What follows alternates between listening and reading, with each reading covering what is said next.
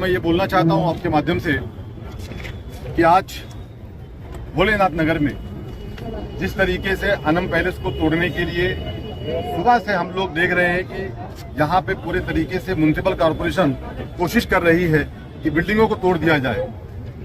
उन चीजों को देखते हुए आज हमारा एक डेलीगेशन जाकर के आयुक्त साहब से मुलाकात किया। बहुत सारे और भी इशूज थे जिसमें जितेंद्र अवार साहब थे, सैयद अली असद भाई साहब थे, शानू भाई थे, मैं था। उसमें चर्चा ये भी हुआ कि जो बिल्डिंगें जो जफर नोमानी साहब कह रहे थे उसमें मैं कहना चाहता हूँ, आपने जो पूछा है, ये बिल्डिंगें जो बन जाती है 7 माले की 10 माले की, तो ये जब बनती है तो उस टाइम कहाँ रहते हैं ये अधिकारी लोग। हम लोगों ने ये विनती किया है आयुक्त साहब से कि सर, और फिर आपके माध्यम से उनसे विनती कर रहे हैं कि पहले इनका पर्याय दो। जो लोग इस छत के नीचे रहते हैं पहले उनको रहने का जगह दो, घर दो, उसके बाद इसको तोड़ने की बात करो। दूसरी बात यह है, जिस तरीके से आज महाड़ा के अंदर बहुत सारे महाड़ा की बिल्डिंगों में फ्लैट पड़े हैं आपके पास, बहुत सारे लोग उसको गलत तरीके से यूज कर रहे हैं, बहुत सारे लोगों ने बना लिया एग्रीमेंट, उनकी जांच किया जाए और उनको खाली करा करके उनको वहां पे शिफ्ट किया जाए। हम लोगों ने इस तरीके से आज देखिए, ये बात एकदम मैं साफ कहना चाहता हूँ, यहाँ आज हम लोग खड़े हुए हैं, मैं सबसे कहना चाहता हूँ कोई भी आदमी ये मत बात करे कि भाई ये फला पार्टी का है, वो फला पार्टी का, वो फला पार्टी का है। हम हमारे शहर के लिए एक थे, एक हैं और एक रहेंगे। जहां बात आएगी हमारे शहर की, वहां पे हम लोग पार्टी बाद में देखेंगे। पहले हम हमारे शहर के जो लोगों के साथ में जुल्म और ज्यादती होगी उसको रोकने का काम करेंगे।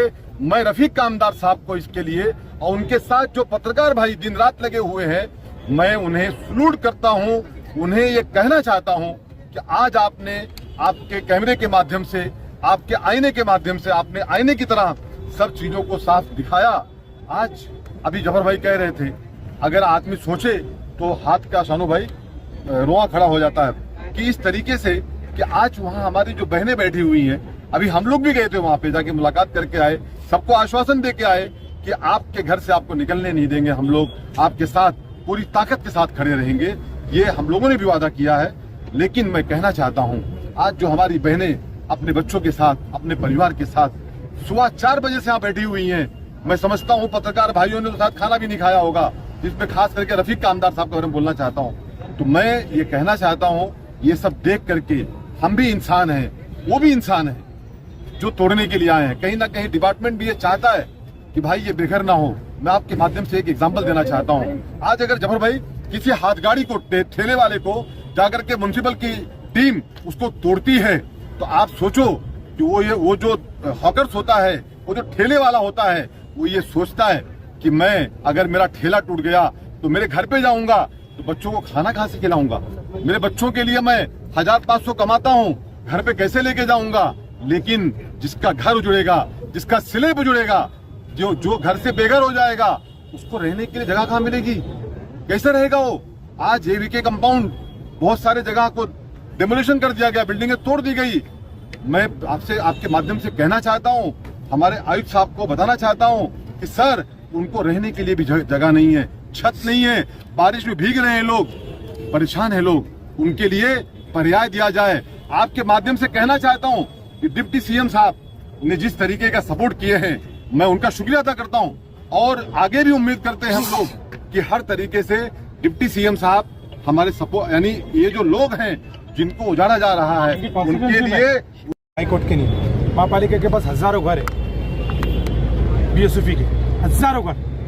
आपके पास अभी 7 बिल्डिंग की लिस्ट और है, आप उनको घर दे दो, अलर्ट कर दो और फिर आप हाईकोर्ट का भी आप आदेश का पालन हो जाएगा। सिस्टम की कमी है ना, सिस्टम की जब कमी है, इनलीगल बांधकाम बन रहा है, तो सिस्टम के हाथ में वो है घर, सिस्टम इनको घर दे दे और दे दे भाई कि भाई ठीक है, आपको यहाँ पे पर्याय देगा तो हाईकोर्ट का पालन कर दे और हाईकोर्ट को भी बता दे। और अपने महापालिका के बीएसएफई के घर किसके नहीं है, नागरिकों के नहीं है, गरीबों के नहीं है, जिनको रास्ता रुंदीकरण में, जिनको कोई हालात हो जाते, कोई इमरजेंसी में तोड़े जाते, तब उसके नहीं ना। ये सिस्टम की गलती की वजह से सब बना है, नहीं तो कैसे बन सकता है, इतने कई सौ बिल्डिंग है। तो जब सिस्टम, शासन और प्रशासन की अनदेखी होने के बाद, जबकि कानून है MRDP एक्ट का कि जिस जगह पे इनलीगल बांधकाम बनता है उस अधिकारी को ताबड़तोड़ कार्रवाई की जाएगी। ऐसा सख्त कानून होने के बावजूद मतलब जब बिल्डिंगें बन रही है तो फिर कहीं ना कहीं हमारा प्रशासन फेलियर है। तो फेलियर है तो इसकी सजा नागरिक क्यों भुगते? नागरिक क्यों भुगते भाई? नागरिक का क्या कसूर है? तो प्रशासन की जब फेलियर है तो प्रशासन अपने घर उठा के दे दे जो यहाँ पे सब है और उसके बाद कार्रवाई कर ले।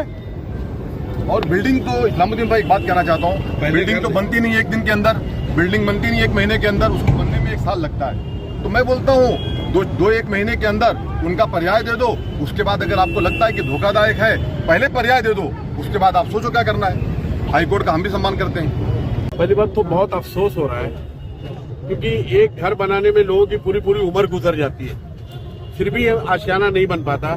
कैसी कैसी मेहनत मुशक्कत के बाद लोगों ने अपना आशियाना बनाया है और उसको पल भर में उजाड़ दिया जाएगा और उजाड़ दिया जा रहा है। जैसे कि अभी के कंपाउंड में बहुत बड़ा हादसा हुआ और कई घरों को कई लोगों को बेघर कर दिया गया, कई बिल्डिंगों को तोड़ दिया गया। देखिए, हम तमाम लोग, ऐसा नहीं है कि कुछ लोग, जो लोग यहाँ पर मेहनत कर रहे हैं, हम लोग उनको सलूट करते हैं, बहुत ज्यादा सलूट करते हैं। हमारे पास अल्फाज नहीं कि हम उनका कैसे शुक्रिया अदा करें। कुछ लोग पीछे से भी मदद कर रहे हैं जो फ्रंट में नहीं आ रहे। जैसे कि अभी शानू भाई ने बताया कि जैसे आज ये लोग शमीम भाई, शानू भाई वगैरह कमिश्नर साहब को मिले। इससे पहले राजू भाई के साथ में कुछ लोग वहाँ के श्रीकांत शिंदे साहब के पास गए थे। हम लोग भी कल का अपॉइंटमेंट लिए हुए हैं श्रीकांत शिंदे साहब का, कल हम लोगों ने भी अपॉइंटमेंट लिया, कल हम जाएंगे। हमारी पूरी हमदर्दी है। हम प्रशासन से सिर्फ एक ही अपील करना चाहते हैं कि आप किसी के घर को उजाड़िए मत। अगर इसमें जो लोग बेकसूर लोग, जिनको नॉलेज में नहीं रहता कि ये बिल्डिंग क्या है, कैसी है, तो क्या वो लोग घर लेने जाते हैं, उनको मालूम पड़ता है कि कैसे भी हम पैसा जमा करके अपना घर बना लें। तो जितना अगर इसमें असल कोई कसूरवार है तो प्रशासन है, महानगर पालिका के लोग इसमें कसूरवार है। उनको आपने इतनी बड़ी बड़ी बिल्डिंगें बनाने का परमिशन दिया कैसे? और आपके आंखों के सामने। और मैं आपको एक चीज और बता देता हूँ, मीडिया इससे आगाह भी करती रही, उनको बताती रही कि देखिए ये गलत है, ये गलत है, ये गलत है। लेकिन उन लोगों ने उस पर पर्दा डाला। क्यों? क्योंकि उनको, आपको तो मालूम है कि ये बिल्डिंग बगैर करप्शन के, बगैर करप्ट ऑफिसरों के बगैर नहीं बन सकती। ये उनका बहुत अहम किरदार है। असल किसी को सजा देना चाहिए तो जो करप्ट ऑफिसर है और जिन लोगों ने कलेक्शन किया है उनको पहली जेल के सलाखों में ठूस देना चाहिए, तो ये मसला हल हो जाएगा। तो कोई दूसरी बिल्डिंग नहीं बनाएगा। लेकिन मसला ऐसा है, क्यों बनाएंगे, क्यों नहीं उसमें उसके ऊपर कार्रवाई नहीं करेंगे? हमेशा गरीब आदमी पर गाज गिरती है ना।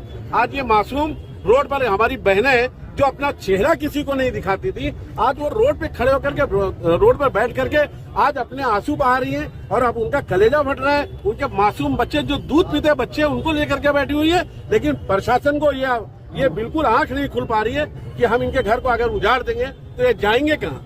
मैं बहुत शुक्रिया अदा करना चाहता हूँ एकनाथ शिंदे साहब का, श्रीकांत शिंदे साहब का। उन लोग बहुत मदद कर रहे हैं। हम उनसे अपील करना चाहते हैं और शहर की तमाम पार्टी के लोगों से और एक एक फर्द से जो पॉलिटिकल नहीं है, जो ये सोच रहा है कि हमारा नंबर नहीं आएगा, याद रखना, अगर यहाँ नंबर लगा तो कल आपका भी नंबर होगा।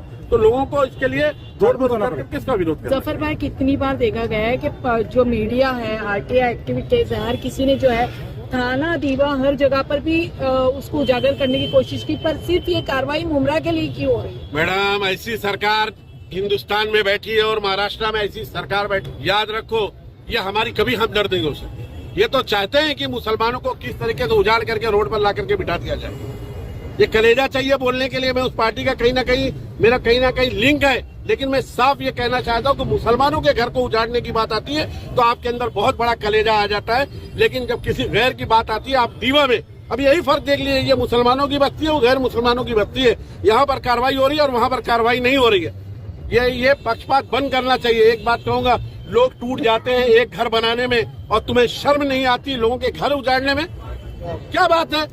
क्या तरीका है ये कहाँ जाएंगे? कौन इनको पूछेगा? मैं वो पूछना चाहता हूँ सरकार से कि इनको कौन पर्याय देगा? दो ना इनको घर, क्यों नहीं देते?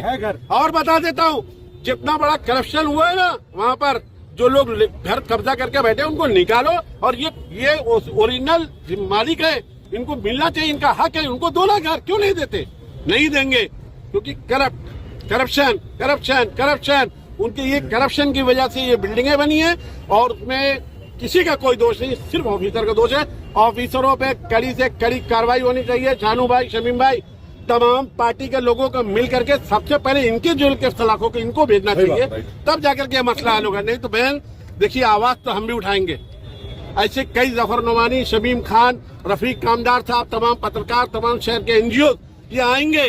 नहीं तो उमर खालिद के आज जाके देख लो, उमर खालिद ने बाद जेल की सलाखों में बैठा हुआ है, कोई पूछने वाला नहीं है, उसकी बेल नहीं हो पा रही है।